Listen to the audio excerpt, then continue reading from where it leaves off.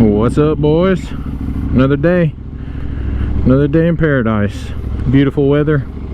It's Labor Day weekend and we are out for a ride. Heading today to the store. Ooh, it's hot with that visor down. We're gonna grab some lunch and then we got a few things we gotta pick up. So my wife's gonna follow me in the pickup truck. All right, let's do it.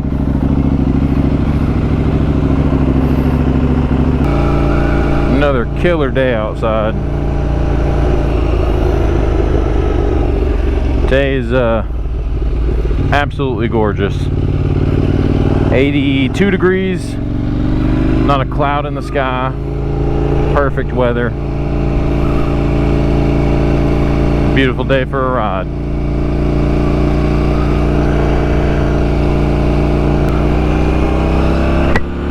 So I think I'm going to take this ride to give you guys an honest review of the 2021 KTM Duke 890R. I bought this bike brand new. I think it had like 3 miles on it when I got it. And I bought it back at the end of March of this year, 2021. And now I've got 5,311 miles on it. So I've put quite a bit of miles on this bike in the last, what, 6 months? Almost 6 months now. And definitely have some opinions about it, so let's get into it.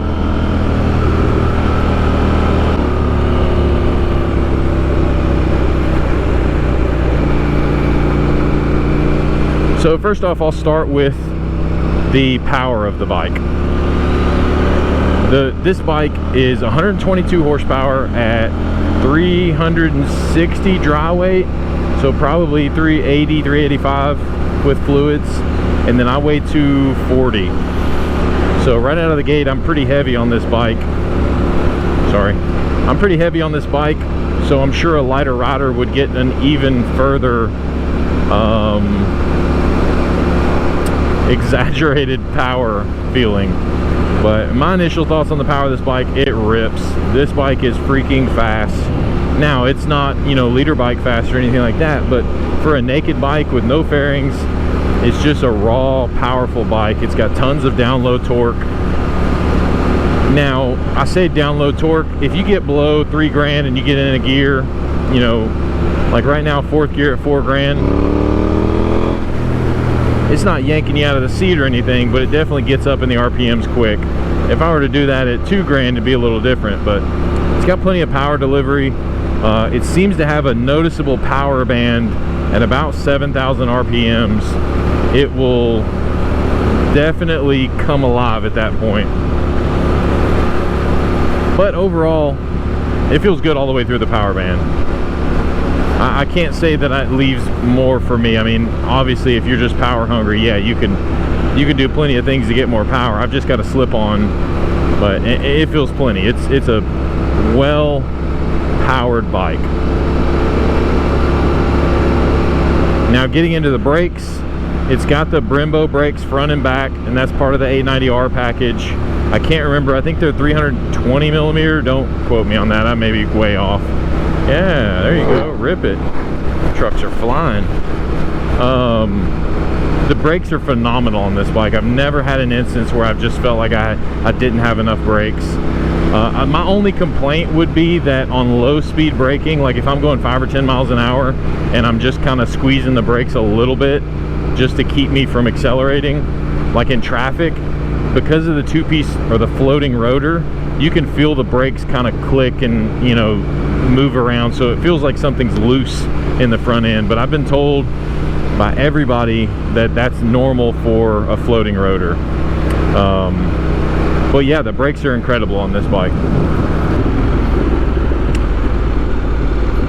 Now, the tires that come on this bike, factory equipped, KTM puts Michelin, they're the Power Cup 2 tires, which are race tires basically. They're not, there's nothing about these tires that are street tires. I mean, technically they're DOT because they have a few treads in them, but they're race tires. They're really soft, they wear incredibly fast, they're really sticky, and if it's cold they take a long time to warm up. So I would say if I could recommend something for somebody that's going to street this bike, I would say go with like a Power 5 or a Road 5, or even, you know, a different brand, but more streetable tire, because these will leave you clenching your butt cheeks in the rain. Just not a safe tire for normal commuting use. Then we jump from there to the instrument cluster, and I did a review video on this instrument cluster, and it's a fantastic layout. I've seen and ridden on other bikes that leave you guessing. I've seen and ridden on other bikes that leave you lacking or feeling lacking in the cluster portion, and this bike's just not one of them. The LCD display is very crisp, has plenty of color on it, plenty of contrast, you can see it well. It's got all the information really well laid out. This intuitive little button set here is really nice. Quick access to all the features you need. You can even set up quick buttons to be able to get to certain menus faster, and no issues there.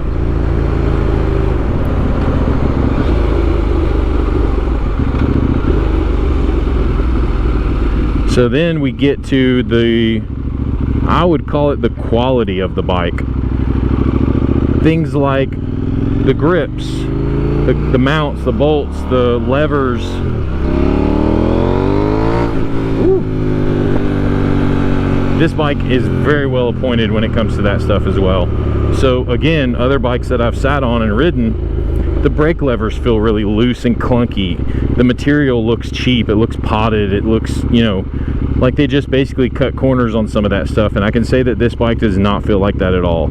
All the quality of all the bolts and the brackets and everything is bushings and just very, very good quality stuff. It leaves nothing to be desired when it comes to just feeling like you got a good bike.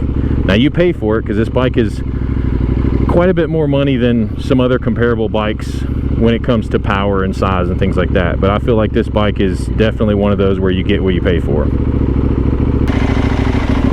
All right, had a brief little pause for lunch.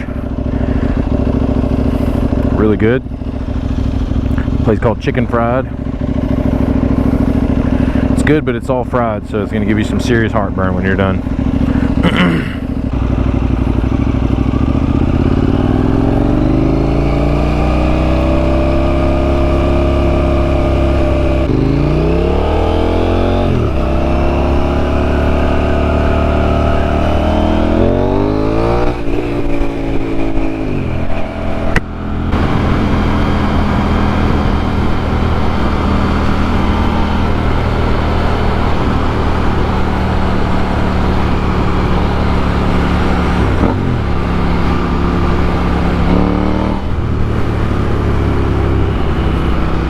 Where did we leave off? We were talking about all the things I liked about the bike. I guess we'll keep going with that. I got more stuff. So the bike is super nimble. I'm just going to give you an overall quick synopsis on. Well, looks like we're gonna have to finish this video on day 2 here. The GoPro died on me yesterday, and I don't know what was going on. I didn't have my remote with me. Normally I carry a remote right here so I can manually start and stop, because with it on my helmet, you can see right here, I can't really see that it's recording. So yeah, anyway, I guess I'll just summarize it. The video is pretty much done anyway. This bike's freaking awesome. Like, that's all there is to it. It's just an awesome bike. All the way around, an awesome bike. Very little complaints. Oh, I haven't done the negatives yet. Okay, the negatives. I'll run through them really quick. Well, we'll keep going. Probably the biggest negative I have to this bike is the seat. The seat is one of the most uncomfortable things I've ever sat on in my entire life. The problem with it is it's thin, and these hard edges right here, they rub really bad. And then the other problem is it slopes all the way towards the tank, so you're constantly just smashed up against the tank. I would say that's probably my biggest complaint about this bike. My other complaint is the steering stabilizer right here. It's just really weak. So when you're going highway speeds, You try to get in the throttle, if you get any sort of wind, it'll start buffering real bad, and it'll make your steering feel really unstable. I mean, you'll feel like you're wobbling left and right, and you'll have to actually let off, or at least I do. I don't like it at all. So if I had to complain about two things, it'd be the seat and the steering stabilizer. Other than that, the bike's a freaking champ. It does everything it's supposed to do and does it well. All right, I'll make one more complaint about the bike. At interstate speed, you gotta tuck way down, or else you're just gonna get berated and assaulted with wind. It's pretty brutal, but that's part of having a naked bike. I mean, I can't really relate that to the Duke. That is any bike without a windscreen or front fairings going at anything over 50 miles an hour. It is what it is. So that's pretty much it. Appreciate you guys watching. I hope you enjoyed. If you're looking at getting a Duke 890R, don't think twice about it. They're incredible bikes. You will not be disappointed, I promise you that. So we'll see you guys in the next one. Appreciate you watching. Be sure and subscribe if you haven't already. More moto vlogs coming in the future, as well as truck videos. We're going to be buying a new truck soon, starting to build on that, and we'll just keep the content flowing. We'll see you guys.